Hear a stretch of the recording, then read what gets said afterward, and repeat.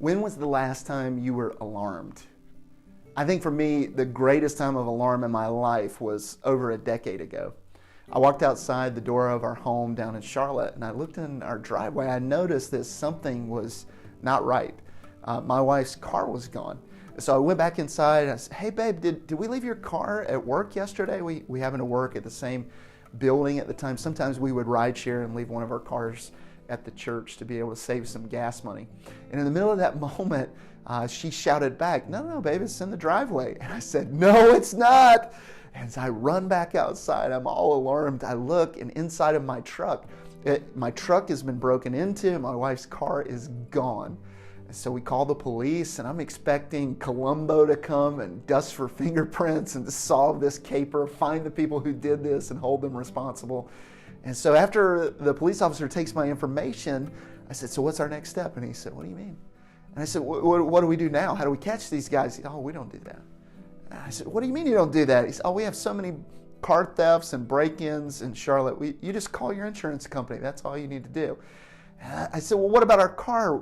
Are we going to get our car back?" And so he radioed in. What kind of car was it again? Oh, it was a Volkswagen Jetta. This thing was our baby. This was the first car we ever got together. And so he comes back, what color was it? We did find one Volkswagen Jetta. In the middle of that moment, I say, "Oh, it's green." "Oh, well, it's not green." And then he says, "Hold on a minute, they're still saying something." He's listening to the radio. And then he comes back over and he says, "Actually, they can't tell what color it was because it was wrecked and then torched, burnt to a crisp. You're going to need to come down to the impound lot to see if this thing is yours." And so still in this state of alarm, my wife and I, later that day, go ahead and get in my truck. We drive down to the impound lot and we're looking at this vehicle to see if it's ours. And so we pop open this charred trunk and we knew that was our Jetta because there was the outline of our brand new baby stroller burnt to a crisp in the back of the trunk. There's something about being alarmed that makes you want to be on the alert. When we walked back home that day, we walked in, you become more aware of your surroundings. When you're violated like that, you start to not feel safe. And so we would start to look everywhere we were. Who's in the neighborhood? What's happening? We became more alert because there was a time where we got alarmed. And I think the Apostle Peter, as he writes to the church that's scattered all throughout modern-day Turkey, they're going through trials and suffering and hardship. And in the middle of that, he wants to encourage them. He says, if you refuse to be alert, you're going to get alarmed because you have a real enemy. He's prowling around looking for sleepy Christians.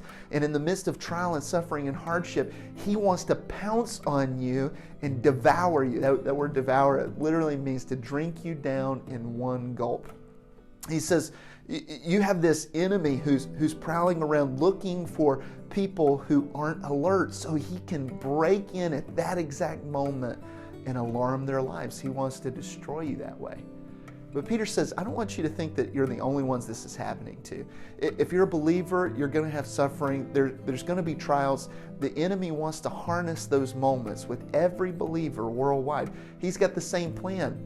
He says, here's what you need to do. Instead of being asleep when the enemy tries to break in and gulp you down in one drink, why don't you be alert instead?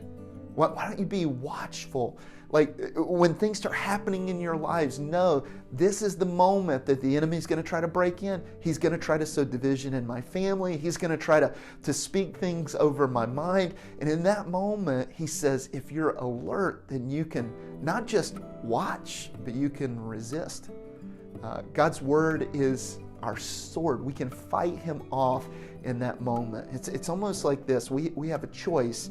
If we refuse to be alert, we're going to get alarmed. But if we're arming ourselves with the right way of thinking, then in the midst of hardship, trial, and tragedy, we're ready for the enemy. And when he breaks in, he's not going to find us asleep at the wheel. Instead, he's going to see believers who are ready to fight him.